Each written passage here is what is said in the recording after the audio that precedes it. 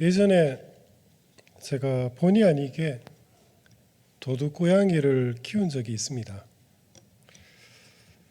어미 고양이가 저희 집 마당에 새끼 5마리를 낳아놓고 그냥 떠나버렸기 때문입니다. 저는 어쩔 수 없이 약 6개월 이상 동안 먹이를 주면서 새끼 고양이들을 돌봐줬습니다. 집안에서 키운 것은 아니고 저희 집에 마당이 있어 그냥 자유롭게 뛰어다니게 내버려뒀습니다. 새끼들은 낮에는 담벼락 틈에 숨어 있다가 밤이면 저희 집 마당을 뛰어놀곤 했습니다. 저는 그저 마당에 먹을 것을 두었을 뿐인데 그 고양이 새끼들은 훔쳐 먹듯이 몰래 밤에 나와 먹곤 했습니다. 그런데 그러던 어느 겨울 밤이었습니다. 새끼 중 하나가 유난히 밤새도록 시끄럽게 울었습니다. 잠을 슬쩍 사실 좀 화가 났지만 아침에 일어나 마당을 쓸다가 화분 사이에 죽어 있던 그 새끼를 발견하고는 마음이 아주 심란했습니다. 정이 깊지는 않았지만 생명을 묻어줘야겠다는 생각이 들어서 화분 사이로 손을 집어넣었습니다. 그러다 제 손끝에 고양이 사체가 닿는 순간 물컹한 느낌과 함께 온몸에 소름이 돋았습니다. 정말 섬뜩한 감정이 밀려왔습니다. 단순히 고양이 새끼가 죽은 것뿐인데 마치 죽음 그 자체를 제가 만진 듯한 충격이었습니다. 그 감정이 진정되고 나서야 저는 오히려 제 반응에 더 놀랐습니다. 아니, 이렇게 놀랄 일이었나? 죽은 생선이나 손질이 잘 된 생닭은 만져본 적이 많지만 고양이 사체는 정말 달랐습니다. 같은 고기 덩어리인데 전혀 다르게 느껴진 것입니다. 생선과 닭은 우리가 음식으로 인지합니다. 하지만 그 고양이는 죽음을 상징하는 사체로, 시체로 제가 인식했던 것입니다. 결국 저는 손으로 만지지 못했습니다. 우습죠? 제가 손을 못 만졌습니다. 빗자루질로 조심조심 이렇게 쓸어 담아서 봉지에 담아 뒷산에 묻어주었습니다. 그때까지 저는 만지지 못했습니다. 하루 종일 기분이 이상했습니다. 돌이켜보면 그날 제가 인생에서 처음으로 시신을 만진 날이었습니다. 그 체험은 단순한 감정이 아니었습니다. 그것은 죽음의 실제를 처음으로 온몸으로 경험했던 날이었습니다. 이스라엘 사람들에게 있어 정결의식은 매우 중요한 율법입니다. 이는 단순히 몸의 청결 문제를 넘어서는 신앙의 문제였습니다. 정결은 단지 깨끗하다는 의미를 넘어서 하나님 앞에 설 수 있는 영적 상태를 말합니다. 정결하지 않는 자는 진영 밖으로 추방되었고 이는 공동체에서 단절됨을 의미했습니다. 그러니 그들 입장에서 정결의식은 정말 목숨을 걸고 철저하게 지켜야 할 가장 중요한 율법이었습니다. 그런데 우리는 인간이지 않습니까? 아무리 율법을 지키려고 애를 쓸지라도 부득이하게 본의 아니게 죄를 지을 때가 있습니다. 아무리 목욕을 했다고 할지라도 잠깐의 외출로 손발은 쉽게 더러워집니다. 결국 정결의식은 그들의 삶 속에서 일상이 될 수밖에 없었습니다. 단지 손발이 더러워진 문제라면 깨끗한 물로 씻으면 됩니다. 하지만 죄로 인해 내 몸이 더러워졌다면 어떻게 씻겨야 할까요? 깨끗한 물이면 다 되는 것일까요? 아닙니다. 하나님께서는 단순한 물이 아니라 특별한 절차를 걸쳐 만든 정결수를 사용하라고 명하셨습니다. 민수기 19장은 정결의식에 사용되는 물을 어떻게 만드는지를 자세히 설명합니다. 먼저 제사장이 멍에를 한 번도 매지 않은 흠이 없고 온전한 붉은 암송아지를 준비합니다. 제사장은 그 암송아지를 진영 밖으로 끌고 가서 그곳에서 죽입니다. 제사장은 자기 손가락으로 암수의 피를 찍어 성막이 있는 방향을 향해 7번 피를 뿌립니다. 그런 후에 남은 피와 고기 그리고 가죽과 똥 등 그 전부를 완전히 불사릅니다. 그렇게 완전히 소각한 후 재만 남게 되면 그 재를 잘 쓸어 담아 보관합니다. 이후에 정결 의식을 행할 때 이 재와 생수를 섞어 부정을 씻는 물을 만드는 것입니다.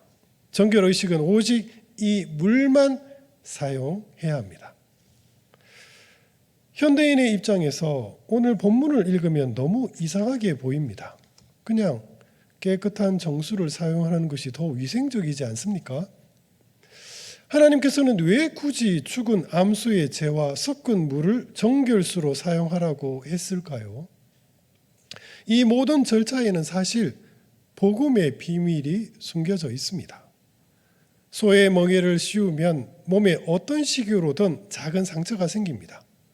멍에를 매지 않았다는 것은 그 재물이 흠이 없고 깨끗하며 온전하다는 것을 가리킵니다. 소의 피부가 붉다는 것은 피를 연상시키고 성경에서 피는 생명을 가리킵니다.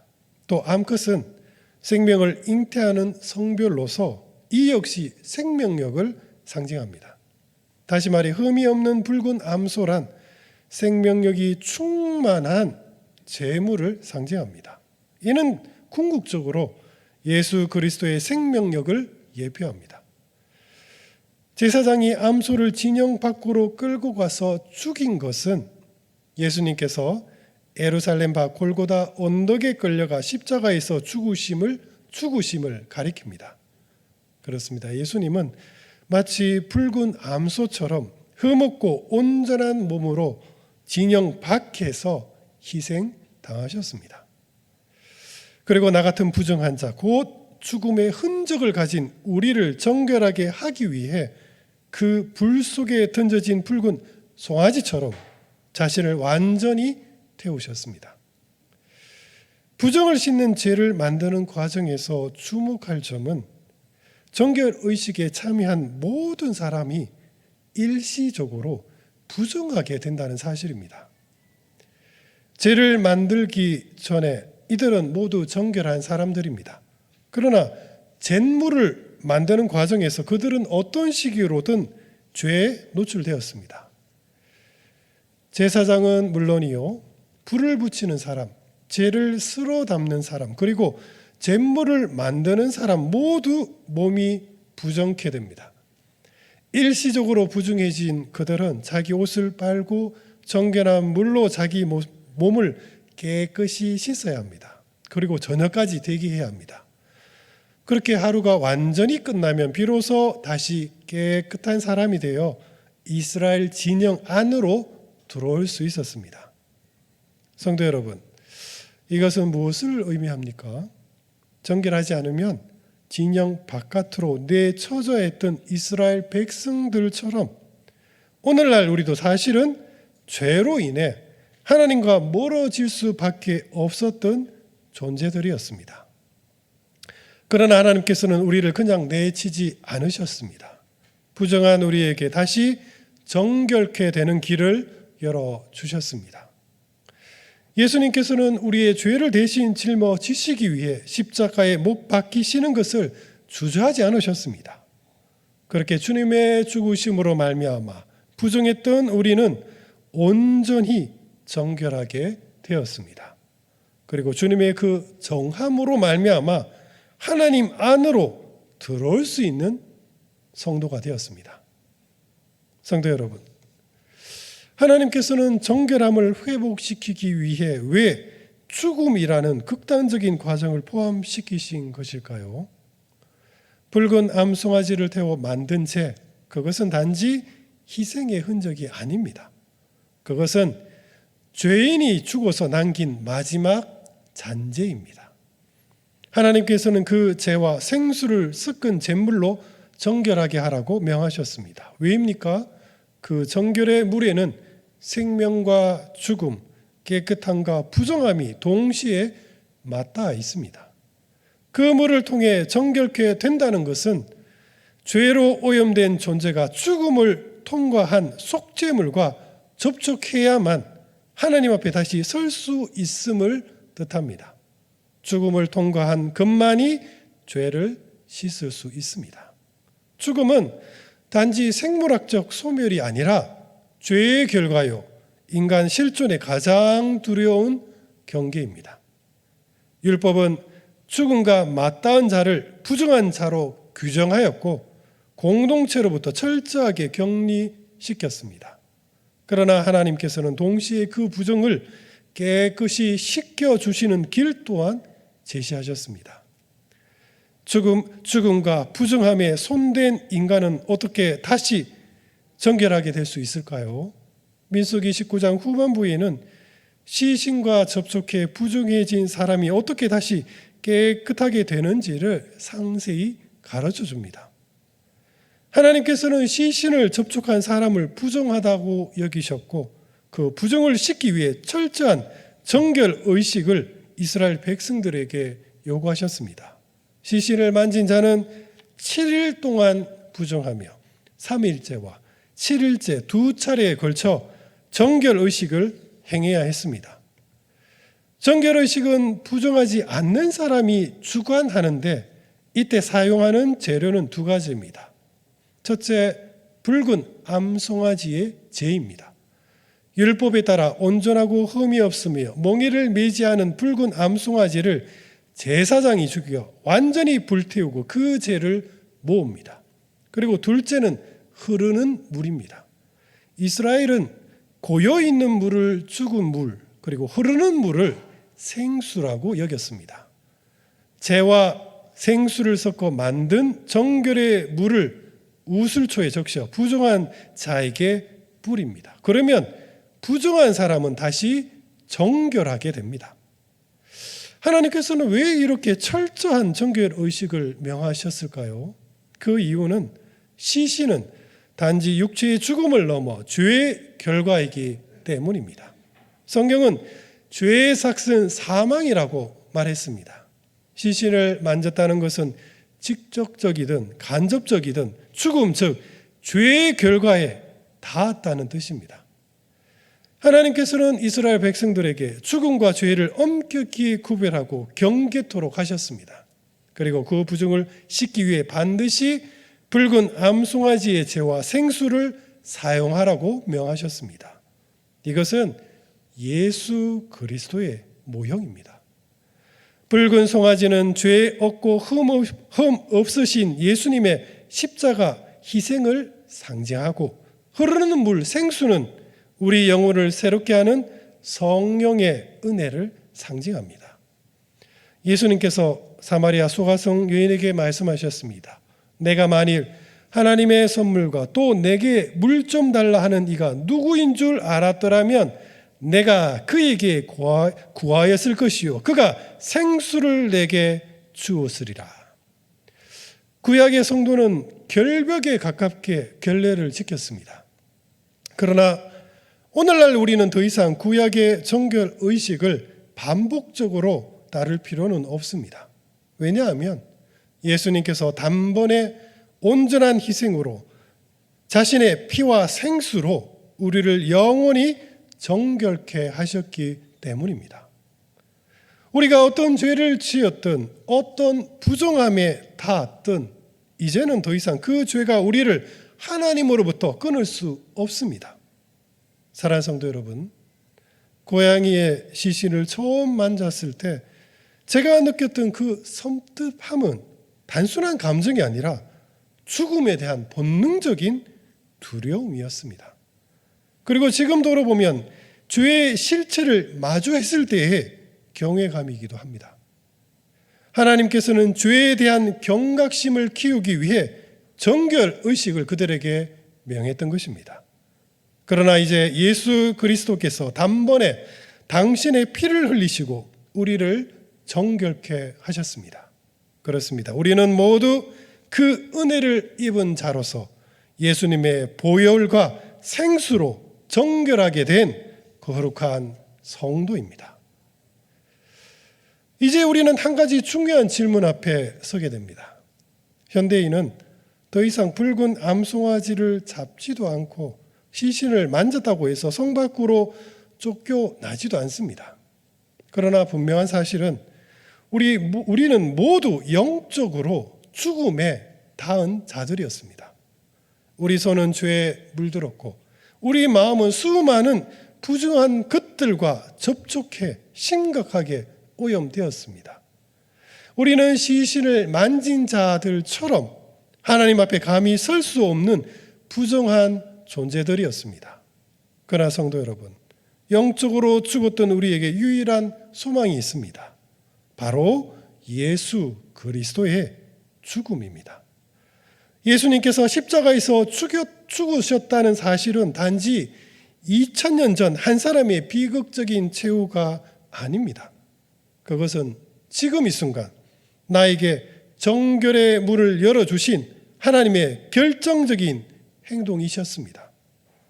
예수님의 죽음을 믿는다는 것은 그분의 상처와 고난 그리고 십자가 위의 피를 내가 믿음으로 직접 만졌다는 고백입니다.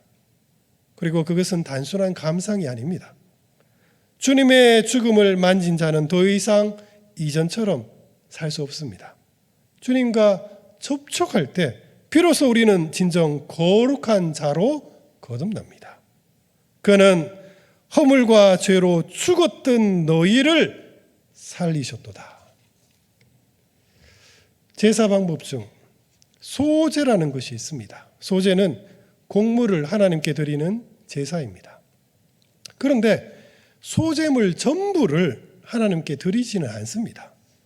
제사장이 곡식 한 움큼만 쥐고 그 양만 제단에서 불로 태웁니다.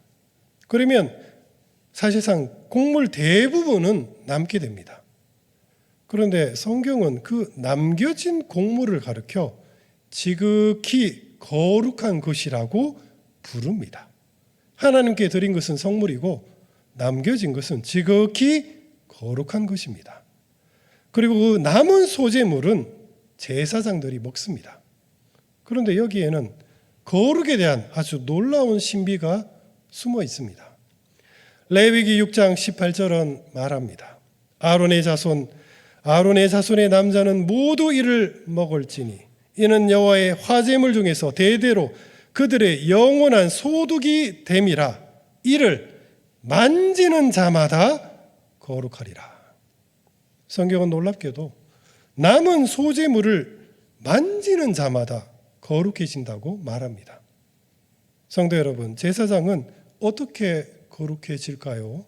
레위라는 출신 때문에 거룩한 사람입니까? 아닙니다. 레위인은 단지 제사장의 직무가 허락된 신분일 뿐입니다. 성경은 제사장이 거룩한 성물에 접촉할 때 비로소 거룩한 자가 된다고 말합니다.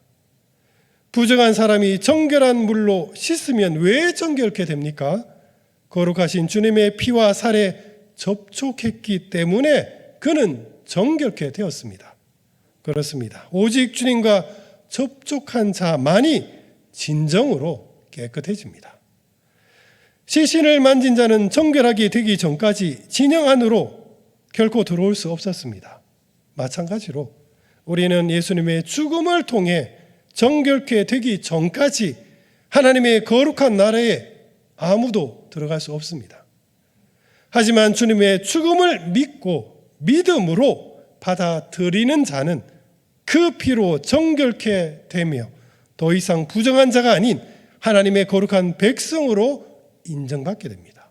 이것이 바로 복음의 진정한 능력입니다. 성도 여러분, 그렇다면 정결케 된 우리는 이제 어떻게 살아가야 할까요? 예수님의 죽음을 만진 자답게 살아가야 합니다. 더럽고 부정한 세상을 멀리하고 아무리 작은 죄일지라도 가볍게 여기지 말며 하나님의 은혜를 당연시 여기지 말아야 할 것입니다. 미련한 우리 눈에 복음은 값싼 선물처럼 보이지만 복음의 실제 가치는 이 세상에서 가장 비싼 보화입니다. 붉은 송아지가 불에 완전히 태워졌듯이 예수님께서는 십자가 위에서 완전한 죽음을 맞으셨습니다. 우리의 정결함은 주님의 고통과 그 무한한 희생 위에 세워진 하나님의 은혜입니다. 예수님을 믿는다는 것은 그분의 죽음에 참여하는 자로 내가 살아가는 것입니다. 고린도후서 5장 15절은 말합니다. 그가 모든 사람을 대신하여 죽은 것은 살아있는 자들로 하여금 다시 그들 자신을 위하여 살지 않고 오직 그들을 대신하여 죽었다가 다시 살아나신 이를 위하여 살게 하려 함이니라. 그렇습니다. 우리는 이제 나 자신을 위해 살 것이 아니라 오직 예수 그리스도를 위해 믿음으로 살아야 합니다. 그분의 죽음을 만진 우리는 다시 이전처럼 되돌아갈 수 없습니다. 내가 받은 이 은혜에 대해 우리는 모두 거룩한 책임을 져야 합니다. 그러므로 사랑하는 성도 여러분, 우리 모두 주님 안에서 정결하고 경건한 거룩한 신앙의 삶을 우리 살아갑시다. 말씀을 맺겠습니다. 첫째, 우리 모두 보혈의 흔적을 가지고 하나님 앞에 담대하게 우리 섭시다. 하나님 앞에 선다는 것은 사실 죽음을 각오한 행동입니다. 왜냐하면 공의로운 하나님께서는 언제나 죄인을 엄중하게 심판하시기 때문입니다. 그래서 그 옛날 이스라엘 사람들은 인간이 하나님을 보면 반드시 죽는다고 생각했습니다. 그러나 주님의 보혈을 입은 거룩한 성도는 그 무서운 심판에서 자유롭습니다. 왜냐하면 주님의 보혈로 말미암아 우리는 모두 구속함을 받았기 때문입니다. 보혈의 흔적은 마치 붉은 암소의 재와 같습니다. 그 잿물을 뿌릴 때 부정한 자가 다시 정결케 되는 것처럼 주님의 보혈을 만지는 자마다 모든 죄는 속함을 받고 영적으로 다시 정결하게 됩니다. 성도 여러분, 스스로를 돌이켜 봅시다. 지금 내 몸에 예수님의 보혈의 흔적이 있습니까? 주님께서 자칭 믿는다고 자랑하는 자들에게 정말 무서운 경고를 하셨습니다. 나더러 주여 주여 하는 자마다 다 천국에 들어갈 것이 아니요 다만 하늘에 계신 내 아버지의 뜻대로 행하는 자라야 들어가리라. 예수님의 흔적이 있는 사람이란 하나님 아버지의 뜻대로 행하는 사람입니다. 그러므로 사랑하는 성도 여러분, 우리 모두 하나님 말씀에 순종하고 주님의 뜻을 실천함으로써 내 안에 있는 주님의 그 거룩한 흔적을 우리 날마다 발견합시다. 보혈의 흔적이 있는 거룩한 성도만이 믿음으로 담대하게 하나님 앞에 설 수 있을 것입니다. 그리고 둘째, 예수님의 이름으로 날마다 참회함으로써 내 몸을 정결케 합시다. 죄에는 원죄와 자범죄가 있습니다. 아담의 후손인 우리는 모두 원죄를 가지고 태어난 죄인들입니다. 그러나 우리가 예수님을 믿고 회개하는 순간 내 안에 있는 원죄는 완전히 사함을 받았습니다. 반면에 자범죄는 내가 살면서 짓는 죄를 가리킵니다. 그 죄는 전적으로 내 잘못입니다. 따라서 반드시 회개해야 합니다. 예수님께서 제자들의 발을 씻겨 주셨습니다. 주님의 세족식이 너무 황송한 베드로가 이를 거절하려고 합니다. 그런데 그때 주님께서 베드로에게 말씀하십니다. 내가 너를 씻어주지 아니하면 내가 나와 상관이 없느니라. 깜짝 놀란 베드로가 그렇다면 자기 몸도 씻겨달라고 요청했습니다. 그러자 주님께서 말씀하십니다. 이미 목욕한 자는 발밖에 씻을 필요가 없느니라. 온몸이 깨끗하니라. 성도 여러분, 예수님을 믿는 성도는 이미 온 몸을 깨끗하게 씻은 자들입니다. 그러나 이 땅을 살면서 우리는 부득이하게 죄의 본성으로 인해 내 손과 발을 더럽힙니다. 나는 오늘 하루 어떤 죽음의 흔적들을 만지고 살았습니까? 거짓말과 폭언, 다툼과 시비, 외면과 중독, 부지 중에 정말 많은 죄들과 접촉했습니다. 내 손발이 이런 죄로 인해 더러워졌음을 우리 솔직하게 인정합시다. 그러나 나의 죄성과 마주했을 때 우리 낙심치 말고 그럴 때일수록 우리 신속하게 예수님의 이름으로 회개합시다. 예수님의 보혈이 우리를 반드시 정결하게 만드실 것입니다. 주님, 오늘도 제가 살면서 부지 중에 참 많은 죄를 지었습니다. 성령께서 저의 잘못을 깨닫게 하시고 예수님의 보혈로 용서하여 주옵소서. 바로 그렇게 기도할 때마다 우리는 믿음으로 주님의 보혈로 깨끗한 자가 될 것입니다. 그리고 마지막으로 셋째, 형제를 사랑하고 교회를 위해 헌신할 때 내가 감수해야 할 약간의 수고로움을 우리 기꺼이 감수합시다. 붉은 암송아지의 죄를 만드는 과정에 참여한 사람들은 모두 일시적으로 몸이 부정해졌습니다. 심지어 부정한 자의 몸에 정결수를 뿌리는 사람 역시 부정해졌습니다. 그들은 애당초 정결한 사람들이었습니다. 그러나 정결의식에 참여함으로 인해 부득이하게 부정해진 것입니다. 만약 그들이 자기 몸이 더러워지는 것을 감수하지 않는다면 부정한 사람은 아무도 다시 정결케 되지 못할 것입니다. 그들은 형제의 부정함을 씻겨주기 위해 스스로 부정해지는 것을 마다하지 않았습니다. 성도 여러분, 형제가 어려움에 처했을 때, 극심한 고통 중에 있을 때 입으로는 얼마든지 도와줄 수 있습니다. 해결책을 제시하고 적절한 충고를 하며 오히려 내 조언을 듣지 않는 상대방을 책망하기까지 합니다. 그러나 우리는 끝내 내 손이 더러워지는 것을 사양합니다. 괜한 복잡한 일에 연루되기 싫은 것입니다. 우리는 참 젠틀하게 신앙생활하기를 원합니다. 그러나 성도 여러분, 우리 주님께서 죄인인 우리를 점잖게 대하셨다면 과연 우리는 구원받을 수 있었을까요? 어리석은 양이 구렁텅이에 빠졌을 때 목자는 어떻게 행동하였습니까? 참된 목자는 자기 몸을 던져 고둥이 속에 들어가 그 양을 어깨에 들쳐 메고 기어서 나올 것입니다. 그러면 목자의 몸은 온통 진흙투성이로 더러워질 것입니다. 그러나 목자는 양을 구하기 위해 자기 몸이 잠시 더러워지는 것을 개의치 않았습니다.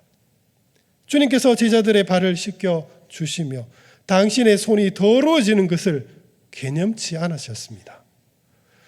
내 손이 수고롭지 않고 어떻게 형제를 도울 수 있을까요? 내 마음이 아프지 않고 어떻게 심령이 상한 친구의 마음을 위로할 수 있겠습니까? 우리는 때때로 그 고통에 닿기 위해 나의 정결함을 내려놓는 용기가 필요합니다. 성도 여러분, 고통받고 있는 형제가 있습니까? 조언 대신에 그저 옆에 함께 앉아 있어 줍시다. 나의 헌신이 이 정도면 충분하다고 생각하십니까? 때때로는 그 이상 내가 그은 그 선을 우리 한번 넘어설 정도로 우리 충성해 봅시다. 화해해야 할 사람이 있습니까? 말만 하지 말고 밥이라도 함께 사주면서 우리 사려 깊게 서로 대화해 봅시다. 이처럼 상대의 고통과 아픔을 내가 만지기 위해서는 내가 먼저 다가가야 할 것입니다. 사랑하는 성도 여러분, 누군가의 상처에 내 손을 얹을 준비가 되셨습니까? 여러분의 그 조심스러운 접촉을 통해 하나님의 자비로운 치유와 참된 회복의 역사가 시작될 것입니다. 우리에게 모든 성도님들이 주님의 그 거룩한 접촉으로 말미암아 모두 다 회복과 은혜를 경험하는 복된 교회가 되기를 주님의 이름으로 축복드립니다. 기도하겠습니다. 사랑과 은혜가 풍성하신 우리 주 하나님 아버지, 저희들 죄의 본성으로 인하여 늘 죄 가운데 우리 몸이 늘 더러움 가운데 허덕이고 있습니다. 그러나 저희들 오직 예수 그리스도의 그 보혈의 능력에 의지하여 참여하고 회개하고 늘 우리 마음을 깨끗이 씻어오니 주님 저희들을 정결케 하게 하옵시고 늘 주님 앞에서 거룩한 자가 되게 하여 주옵소서. 주님, 내 옆에 상처받고 힘들어하고 고통받고 있는 형제가 있습니까? 주님, 그 형제를 위하여 내가 먼저 다가가 그 상처를 조심스럽게 내가 만져줄 수 있는 그런 복된 성도가 되게 하옵소서. 저희들 미련한 손길이 오나 그 손길 가운데 주님의 능력이 나타나게 하시고 주님의 치유와 주님의 회복의 역사가 일어나게 하여 주옵소서. 알아옵고 우리 구주 예수 그리스도 이름으로 간절히 기도드립니다. 아멘.